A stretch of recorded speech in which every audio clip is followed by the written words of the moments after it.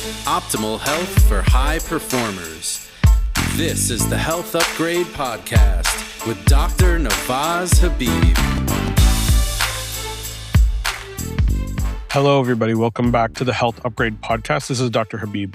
In today's episode, I'm going to review a research article that came out in March of 2026, and I just thought it was really interesting, really unique. The article's name is Chaotic Fluctuations Mark the Sign of Mental Activity in Task-Based Heart Rate Variability. This article came out in March 2026, and the authors are Mao, Okutomi, and Umeno. I just thought this was a really interesting one. So I want to share what the thesis of this particular article was and talk about how this is relating to us. So I want you to think about two different kinds of work days. There are some days where you show up to work, you get on your computer, you go to do your productive work, and everything just flows. You're able to complete the work that you wanted to complete very quickly.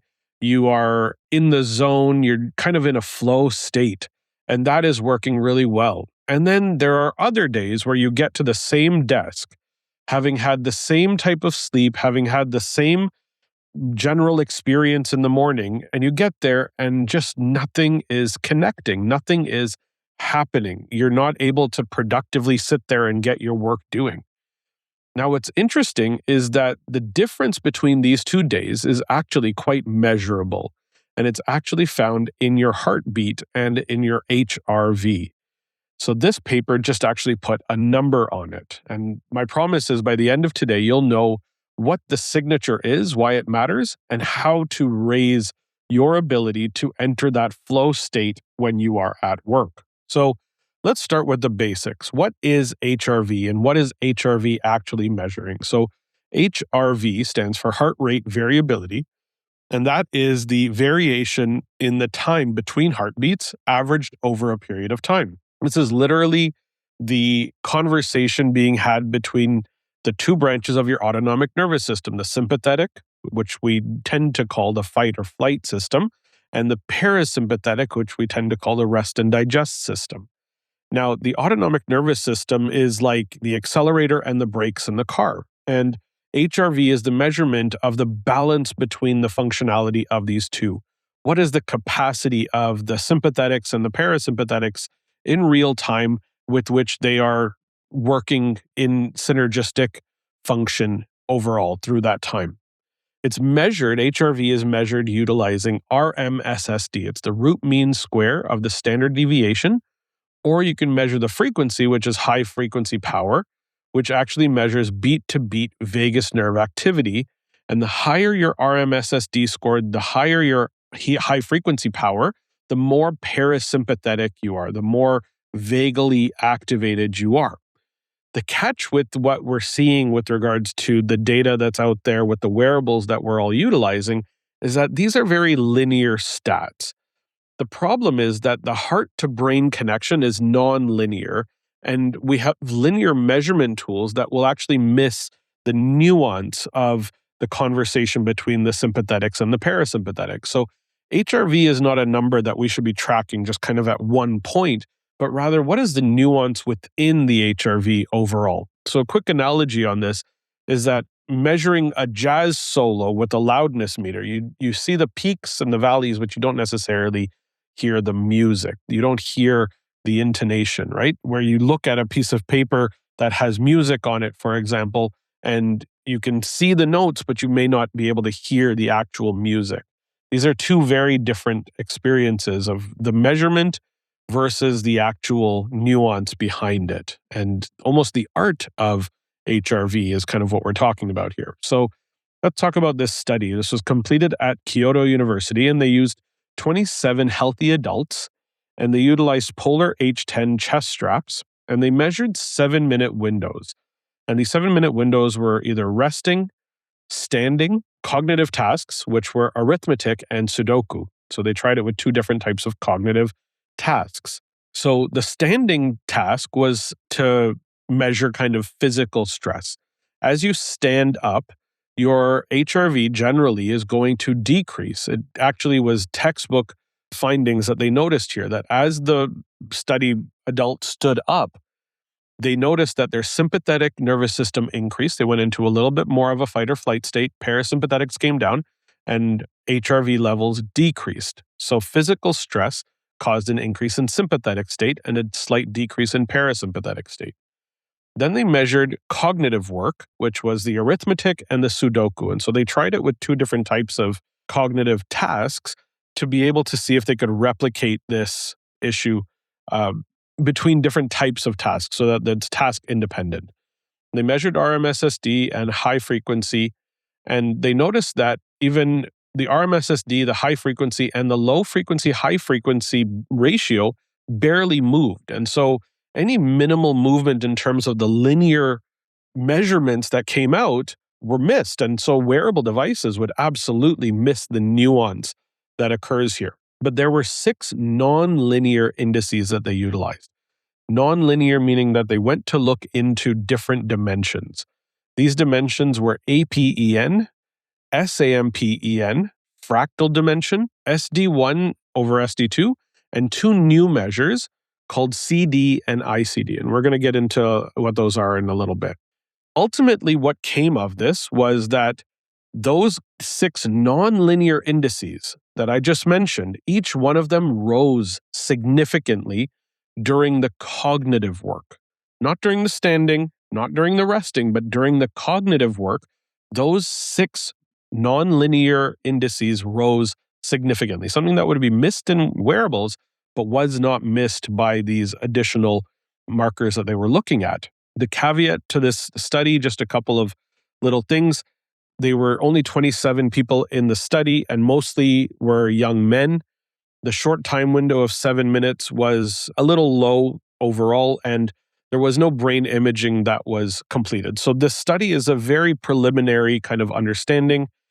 Ultimately, what we're seeing is that the signal is real, but it's challenging to generalize this across the board for everybody right off the bat. But I just thought this was a really interesting way to understand the nuance behind HRV. So here's the mechanism, and here's what we kind of started to understand. And this is what the researchers came up with as an understanding of HRV chaos. So chaos is actually a feature and a rich feature of unpredictable but deterministic behavior. Essentially, what they came down to was saying that healthy systems are a little bit chaotic. Healthy autonomic nervous system is one that has a very, very nuanced conversation between the sympathetics and the parasympathetics, but that's exactly how they stay adaptable. That's adaptability in real time that we're seeing. That's key here. There's multiple models that they were looking at through here. One was the NVI model through Thayer and Lane. Don't need to get into the specifics, but it talks about the connection between the prefrontal cortex, then to the amygdala, insula, cingulate, and hypothalamus, which then signals via the vagus to the heart. And so what they came down to was this idea that flexible thinking and flexible heart rate run on the same circuit. So when we're in this productive work, when we're in these moments of sitting in cognitive tasks that are focusing on our productivity, on conscious thought of higher level thinking, that is reflected in the flexibility of the heart rate. Our ability to figure out and solve problems actually comes down and shows up in the chaotic nature of our heart rate and our heart rate variability. The way that this is explained is that there are 3 networks in the working brain. There are 3 specific networks that are working together. We have something known as the default mode network. This is our boredom or mind wandering network, and this is where we build associations. Okay. We have the central executive network, which is focused attention. Okay. So this is where we sit and we're thinking cognitively. And then we have the salience network. The salience network is the traffic controller between the default mode and the central executive. And it's deciding whether we're going to go down the boredom, mind wandering, and associations of the default mode network, or if we're going to go down the focused attention of the central executive network. That's really what's important. And so what they pulled out as the key insight of this is a physics analogy. And the physics analogy was, you can imagine two orbiting bodies being predictable. So the predictability of the Earth orbiting around the sun and then the moon orbiting around the Earth. Two orbiting bodies are predictable. But when we add a third orbiting body, that's when these three equal energies create chaos. So these three networks, the default mode network, the central executive network, and then the salience network all together, when they come in and engage at a balanced strength level, their interaction becomes what they call mathematically chaotic. And that chaos shows up in the HRV through vagus nerve signals. Why this matters? Well, in some previous work that was done by Porta in 2000, they showed that nonlinear HRV is attenuated under sympathetic dominance and enhanced under vagal control. What that means is the more chaotic and the more nonlinear your HRV is, the more vagus nerve is functioning. What this comes down to, you need vagus nerve capacity for that signature to exist, for you to be able to enter these states of chaotic HRV and conscious/productive thinking and creative thinking. You need vagus nerve capacity, period. Stress is the issue. Stress decreases this functionality. As stress levels increase, as found by Blondes in 2019, they found that when they added stress during cognitive work, HRV complexity dropped. So during cognitive work, if you're trying to think, but you have your kids screaming in your ear or a boss that's swinging by and you're worried about it, your HRV is going to drop significantly and your HRV complexity is going to do the same. What then happens? The central executive network gets sidelined. We then go into this mind-wandering, worrisome phase, and the salience network directs traffic towards the default mode network. And that's really, really important to understand, that we can't then sit there in focused attention when there's something else around us stressful that is occurring. So the key line from all of this is that focused work in a calm body looks like chaos in the heart. Focused work in a stressed body looks flat. We're not able to increase our ability to balance between these three networks, the salience network, the default mode network, and the central executive network, when there is an additional stressor that shows up. And so these additional stressors are the things we need to become aware of and try to decrease. So what does this mean for productivity and creativity? When it comes to productivity, and keep in mind, we're extrapolating from this quite a bit, but in terms of productivity, what we're looking at is effective, flexible cognitive engagement every hour, right? So how much time are you able to spend in cognitive thought during this time that you're trying to be productive? This maps directly onto a balanced system of the default mode network, the central executive network, and our salience network. Creativity is a balance between the default mode network, where we start to build associations and our mind is wandering and we're coming up with creative solutions to problems, and the central executive network, which is the direction and the focused thought processes. These two are cooperating. We're using multiple networks in the brain to create focused thought while creating solutions to directed problems. This is where creativity comes in, and that's how we get this chaotic activity of HRV when we're not under stress. And what's amazing is that this paper gives us a physiological readout of that cooperation. So how do we reframe this? Reframe this by realizing that we don't generate ideas simply by trying harder. We generate them by widening our nervous system bandwidth so that all three networks can participate at once.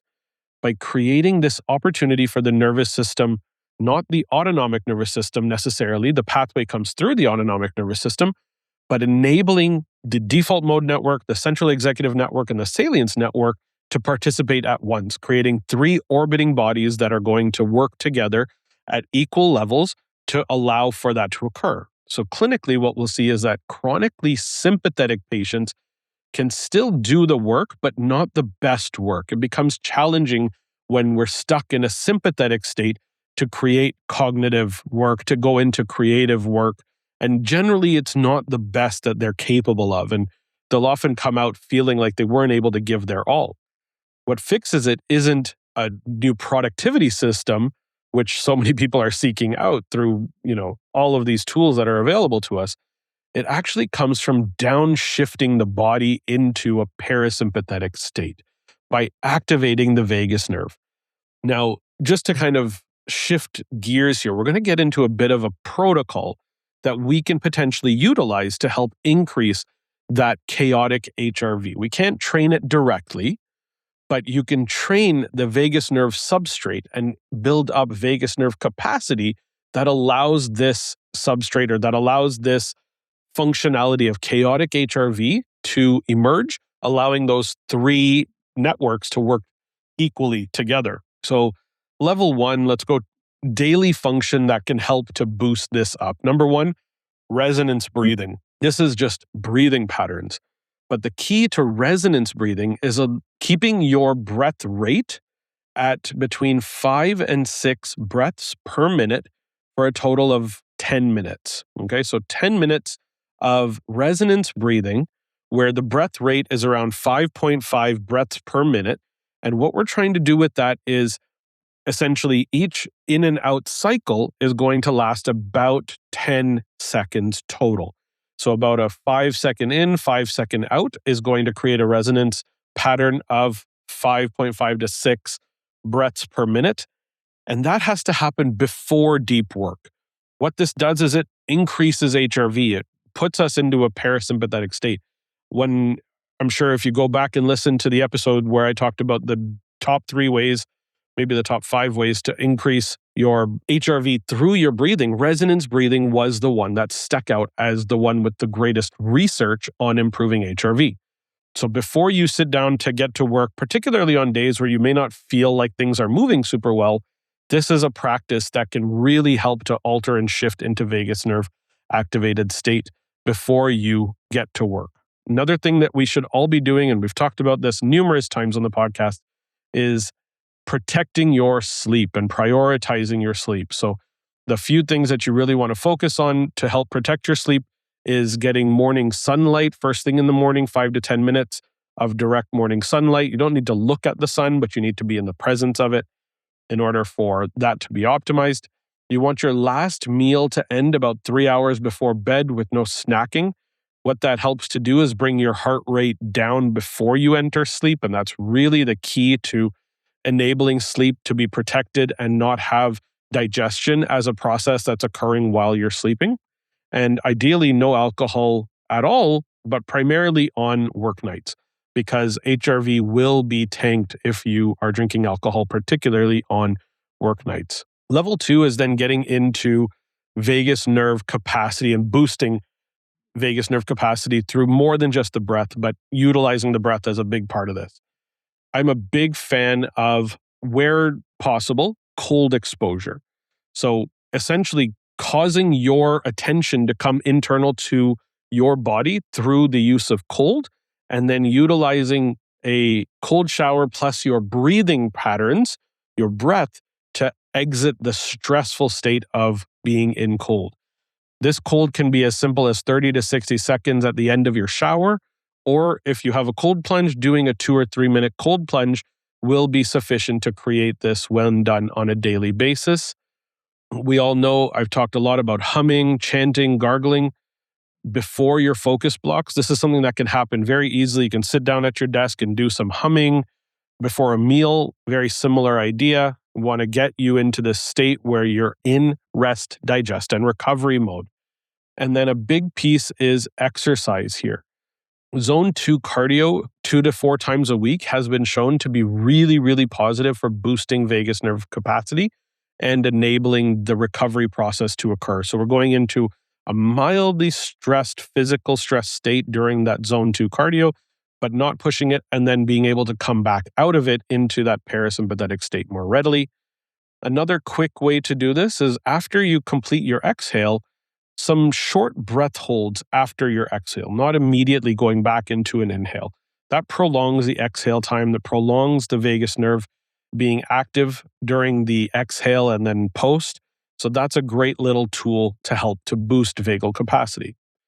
Level 3 is getting your environment in check. And that is protecting at least the first 60, maybe 90 minutes of your day.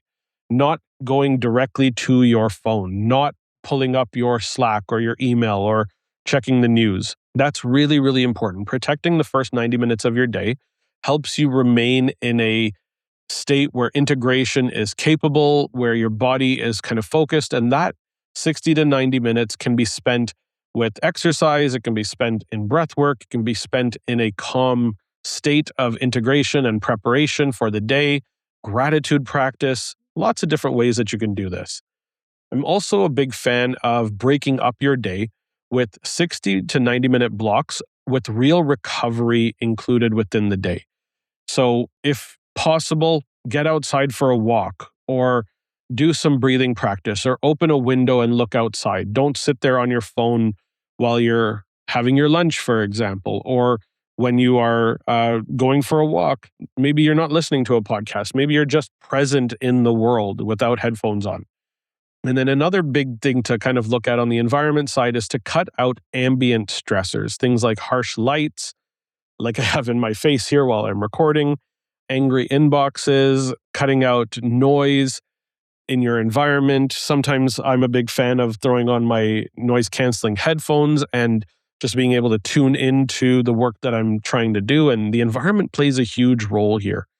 So I really think this is probably my favorite in terms of changing the environment ever so slightly is enough to create these opportunities for vagus nerve activation and optimal function. Now, a couple quick caveats when it comes to this study. As I mentioned, it's one small study, and we haven't seen any data yet specifically that's generalized to women, older adults, or clinical populations.